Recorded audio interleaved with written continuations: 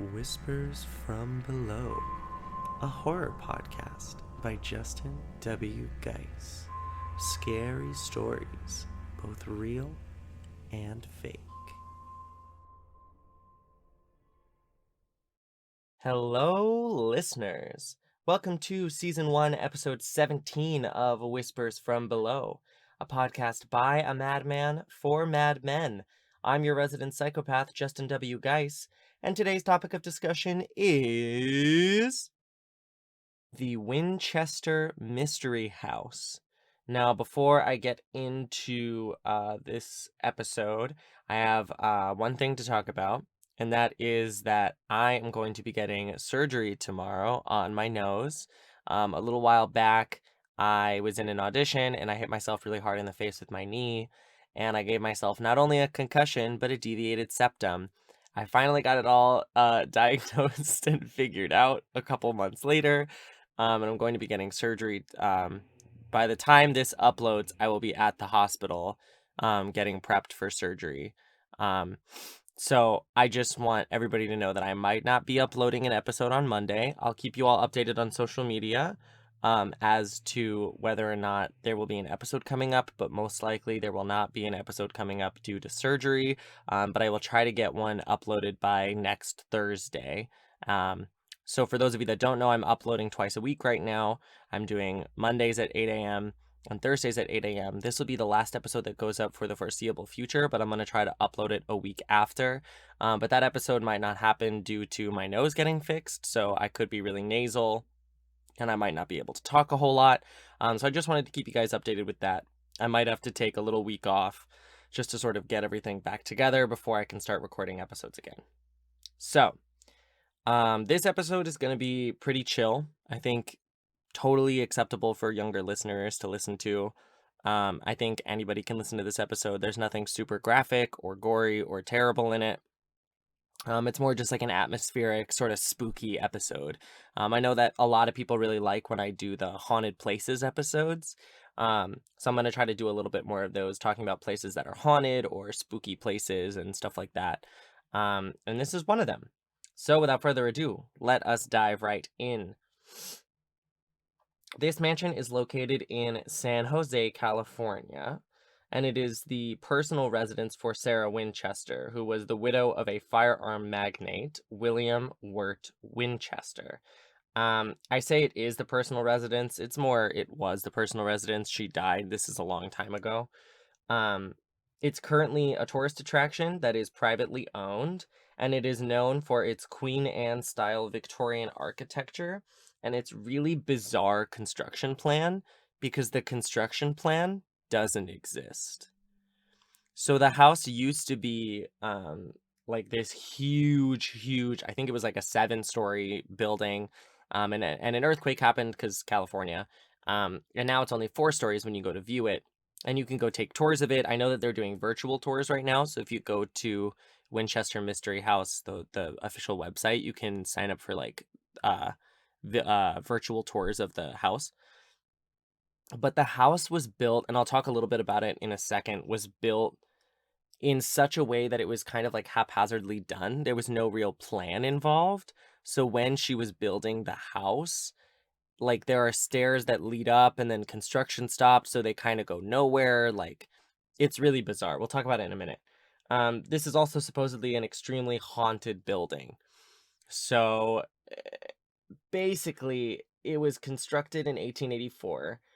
And it is reportedly haunted by everyone that was killed with a Winchester rifle. Because this is, the Winchester family, supposedly, what happened was that after the death of Mr. Winchester in 1881, he died of tuberculosis. Sarah inherited about $20.5 million, which is equivalent to about $518 million today. And she also received 50% ownership of the Winchester Repeating Arms Company, which made her about $1,000 per day, which today gets her about $26,000 a day, like in 2020 money, if that makes sense. She used this money to create this constant construction on the house, And after her husband died, her child also died of marasmus, which is this form of like severe malnutrition.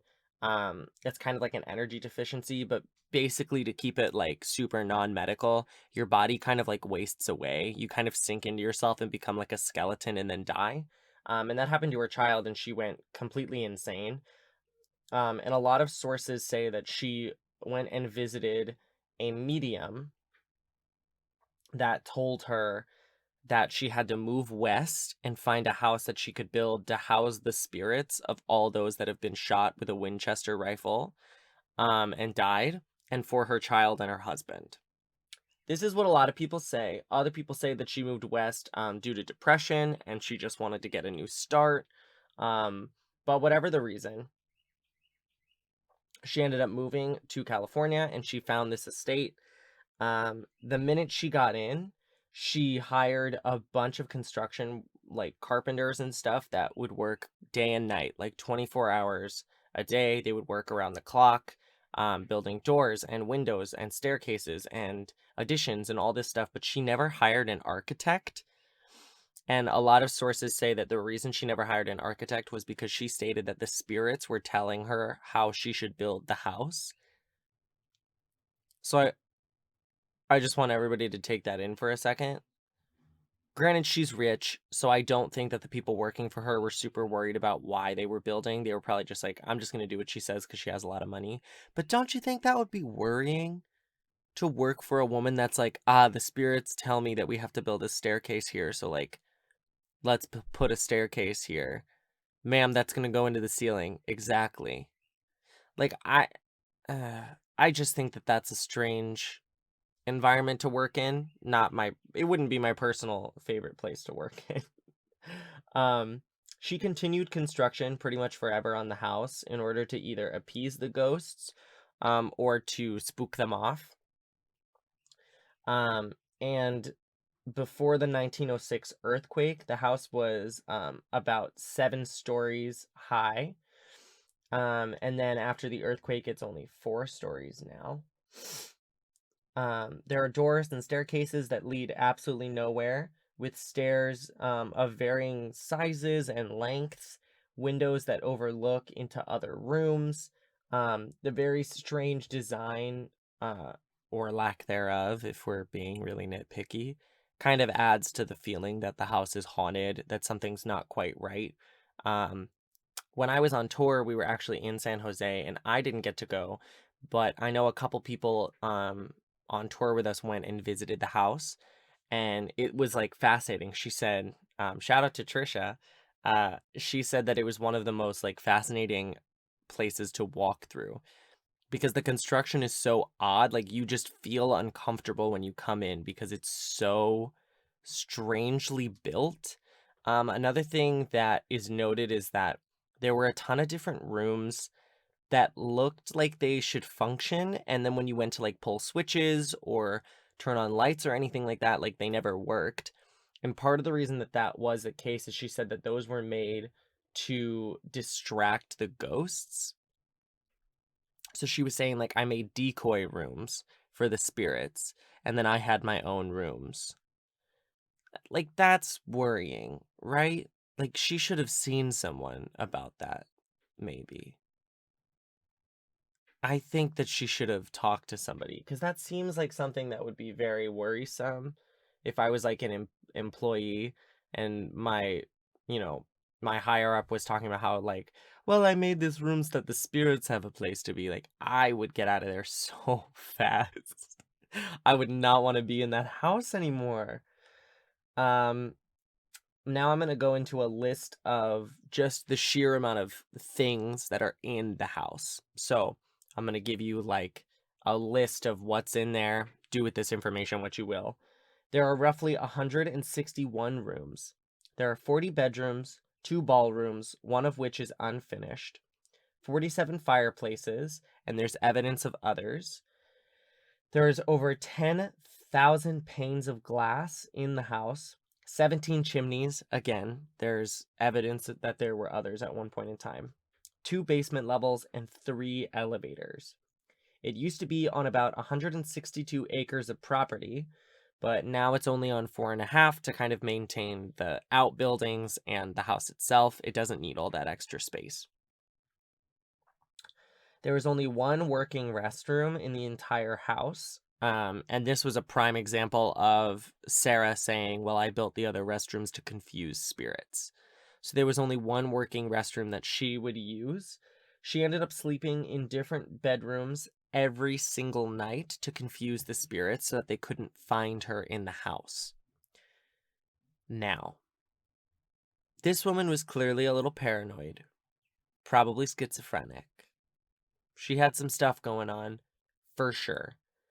I think that luckily for us, she was never, as far as, records show, she was never super violent with anybody due to her psychosis. I do think that she probably should have seen someone, or somebody should have made her see someone to deal with her grief in a better way, because spending all of her money building this house, while it is a cool tourist attraction, and it's a haunted place and it's super dope for us now, at the time that was like not a really healthy way to cope, because that is basically what this was like a coping method for her. And I just don't think that that's super healthy, but maybe that's just me. I don't know. I never had money to build a house indefinitely. So maybe that's what I would be doing too with my depression. Who the hell knows? Um, this house had some rare conveniences for the time period. For example, it had forced air heating, it had modern indoor toilets and plumbing, it had a hot shower, it had push button gas lights, and it had 3 elevators. She spent a ton of money on stained glass windows in the house, including a lot of them that didn't actually get installed in the house, but they were in what's called like the $25,000 storage room. And that room at the time was priced out to be like $25,000 worth of stuff, but now the room is pretty much like, it's basically like priceless. Like you can't really judge how much that room is worth anymore because most of it's antique and in like flawless condition and whatever. An example of sort of her being completely insane is that she was given this beautiful stained glass window that when light shone through it created a rainbow that was like spread across the room. And she put it in a room, she installed it into a room that had no natural light. So the effect was completely useless. So like you walk into the room and you're like, wow, that's a pretty stained glass. But the actual like purpose of it was to create that rainbow effect. And it can't be done because she installed it into a room with no natural light, which is bizarre. Another thing that's found around the house a lot to sort of add to the creep factor, including in a lot of the stained glass windows, are the imagery of spider webs and the number 13. She was completely obsessed with spider webs and spiders, and the number 13, along with, the spirits and whatever. So you find a lot of that imagery put up around the house in paintings, in the parquet flooring, in windows, in stuff like that. It's really interesting to note. When Sarah died, she left all of her possessions besides the house to her niece and her personal secretary. Her niece and the secretary took what they wanted and then sold the rest in a private auction. The house was kind of put up because she didn't really give it to anybody. And it was considered a really worthless house at the time because it was, unfinished. The design of the house was absolutely ridiculous. It was supposedly haunted, like nobody wanted to go there. A crazy woman died in there, like it was a worthless house. So it ended up being bought by John and Mamie Brown, who then opened tours of it starting in February of 1923, just 5 months after Sarah's death. It is now owned by the Winchester Investments, LLC, which is a privately owned company that represents the descendants of John and Mamie Brown and their family. So the house now is pretty much just a tourist attraction, and you can go and tour the house and see sort of what the hype is all about. It Even just looking at pictures of it, it's a creepy looking house. I mean, please go look up pictures of it. This is one that I would say, like, definitely Google, either right now while you're listening to this, if you're, stuck and bored, or after the episode's done, go look it up. It's a really beautiful house. The exterior is stunning. The indoors is a little unnerving simply because you can tell that it is wild in there. It's really hard to sort of figure out where you are in the house at any given time, um, especially in pictures, because you can really start to see, like, oh, well, if I would have gone up that staircase, it looks like I would have gone into a wall. Like, it would have driven anyone mad to live in that house, I think. And I think that's part of the reason why poor Sarah sort of lost her mind, was because she probably was dealing with her grief in an unconventional way by building a house to sort of house the spirits. And then I think she really started to truly believe in that. And then by living in a house that was built completely like haphazardly and thrown together, it probably got to her a little bit. And I think living in a house that's basically a maze would make anybody go completely insane. Um, there are a lot of bizarre choices in the house. As I mentioned before, um, there are staircases in varying like sizes and styles, and some lead straight up into the ceiling. The staircases were originally super, super steep, but once Sarah got older and her arthritis got really bad, she couldn't walk up the steep stairs. So they actually changed all the stairs to be more friendly because she could only lift her foot a couple inches off the floor. Um, but the stairs are really long. Like, some of them are really long and some of them are really short, and some of them are still really steep. Some of them are smaller. None of them really have a cohesive style. There are doors that open like up into walls, and there are even some doors that open like completely into another room, but like on the second floor of another room, so you would fall if you opened the door. And she did a lot of those doors in the house to confuse spirits and make sure that when they got in that they stayed trapped, and that they didn't escape. Again, please look at like images of it. It's a really fascinating house to look at. But besides it just being a really fascinating house and have a cool history, it's also featured in pop culture pretty frequently, surprisingly. There was actually a film that was made in the house. It's called Winchester, and it stars Helen Mirren. And I had no idea that this movie existed. It came out in 2018. And I had no idea that this movie even existed, and I love Helen Mirren, and this house is super cool. But apparently the movie's really bad because it got a 13% on Rotten Tomatoes. And I know that people are gonna be like, oh, well, don't always believe Rotten Tomatoes. Like, that's like really, really critical people and blah blah blah. But a lot of times Rotten Tomatoes is really, really good about deciding whether or not a movie is like actually great. That doesn't mean I'm not going to enjoy it. I'm definitely going to watch the movie. I love watching bad horror movies. It's like one of my favorite activities in the whole world. For those of you that have been listening for a little while, you know that I did an episode on Leprechaun. And that was one of the most fun episodes I had because I just got to watch a movie and take notes on it. So if you guys want to see more episodes like that where I watch a bad movie and I write stuff down, that might be one that's easier for me to do after surgery, so maybe that's what I'll do coming up.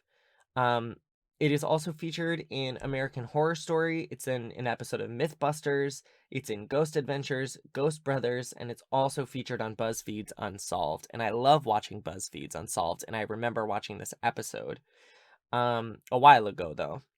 Um, it had a musical based around it that was called The Haunting of Winchester. And yet again, we have a Fallout game referencing one of our haunted buildings. I don't know why this is such a thing, but like, for those of you that haven't listened to that episode prior, I did an episode on the Moundsville Penitentiary in West Virginia, and that is featured in a Fallout game. And the Winchester house is featured in a different Fallout game. It's in Fallout 4. If you get the expansion pack called Nuka World, there is the Grantchester Mystery Mansion, and it looks exactly like the Mystery House. Like, there's no way that you would be able to look at it and be like, if you know what the house looks like, you're not going to look at it and go, huh, like, I wonder where they got that inspiration. You'd be like, wow, that is so exact. And I think in the game, you can actually take a tour of the building. which I think is really, really cool because that's basically what the mystery house is today, is like taking tours of it, wondering why she did it, sort of speculating. Um, Another cool thing to note is that the Mythbusters episode that it's featured on, because I know you're wondering like why was Mythbusters on in a haunted house? Like that's not really their jiggity jam. They were doing something about like the smell of fear, whether or not you could tell if sweat was from exercise or if the sweat was from being afraid. So they basically had them like stay in the house and like sweat because the house is really creepy and supposedly haunted. BuzzFeed Unsolved does a whole bit where they go down into the basement and they try to communicate with the ghosts that are there. Um, every time somebody walks in, though, if you know, talk to people that have been there, they say that it's very unnerving. It feels like someone's following you and watching you the whole time. Uh, and granted, there are probably more scientific reasons as to that sort of thing. Like, probably because the house feels like a maze, you might feel like you're trapped, which could add to the feeling of being watched. Especially if you go into a place like the basement where it's dark. Um, People's imaginations can really run wild when they're given a blank slate, such as a dark basement in a supposedly haunted house. So a lot of times people will come out with accounts of, being touched by a ghost and whatever, and that literally could just be wind, it could be dust. I personally believe in ghosts. I know that that's not like an opinion that people necessarily agree with. I believe in spirits, I believe in ghosts, I believe in all of that. Um, People call it mumbo jumbo, whatever. But like, I would step foot in that house and be like, I need to cleanse myself when I leave because I would get nervous that I would bring something out of that house. I also do think that if you go into a haunted place and something follows you out, that you should be deeply, deeply concerned. Because for those of you that don't know, ghosts don't really follow people, but demons do. So if you're getting followed by a spirit, you should consult uh, someone immediately about that, because that could end very poorly for you. It could be like an Insidious situation where all of a sudden you get possessed by a demon, and we don't want that. Um, little bit off topic. As far as the house goes, that's pretty much all I have today for the house.